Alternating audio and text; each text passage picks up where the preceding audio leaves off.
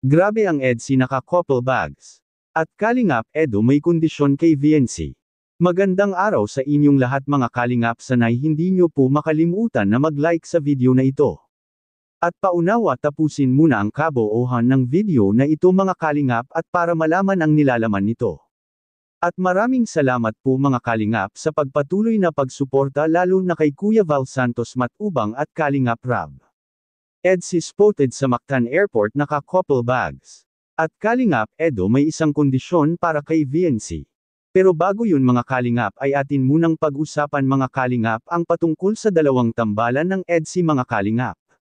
Si VNC na yata ang pinakamalaking pabahay na napagawaan ni Kalingap Rab sa lahat ng Kalingap Angels members ngayong taon mga Kalingap.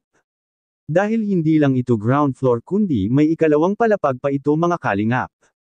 Kaya nangyari ang mga ganito sa mga ginagawang pabahay ni Kalingap Rab kay VNC mga Kalingap dahil mayroong nagdagdag sa nagiging budget ni Kalingap Rab para sa pabahay para kay VNC mga Kalingap.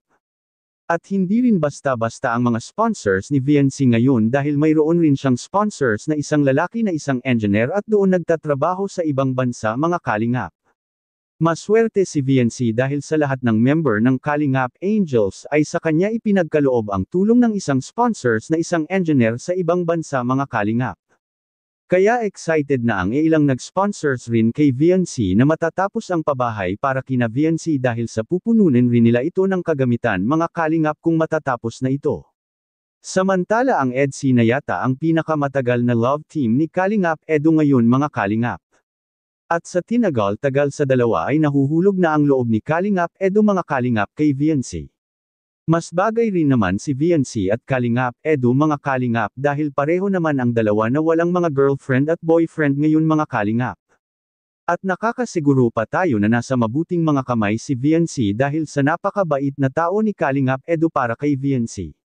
Samantala spotted nga ang EDSI sa Mactan Airport sa Cebu mga Kalingap dahil sa kanilang dalawang bags ay naka-couple ito, at gustong-gusto rin ni Kalingap Rab na makapunta sila ng Bohol dahil simula ng bata pa ito mga Kalingap ay hindi pa ito nakapantang Bohol at sa picture lang anya niya nakikita ang magandang tanawin sa Bohol, sa kabilang dako naman Kalingap Edo may kondisyon kay VNC. Ano naman kaya ito mga Kalingap? Makikita po natin sa video. Buti na lang Joe kasi alam mo na, kung wala ka dun ako, mapapalit na lang ako sa ibang nakasama ko dun.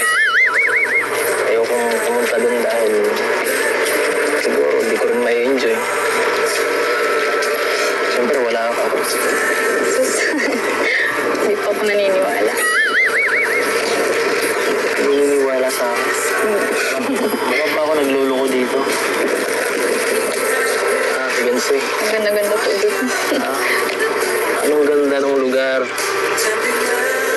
kung wala yung taong gusto mo, diba? Ano siguro kahit sa'yo lang ako buong araw nakatingin sa picture, okay lang. Kung hindi pa tumuloy na sumama si VNC sa Cebu mga Kalingap ay hindi na rin sasama si Kalingap Edo dahil wala rin naman anya itong magandang maibibigay sa kanya kung wala si VNC. Anong masasabi niyo po tungkol dito? Please comment and God bless you all.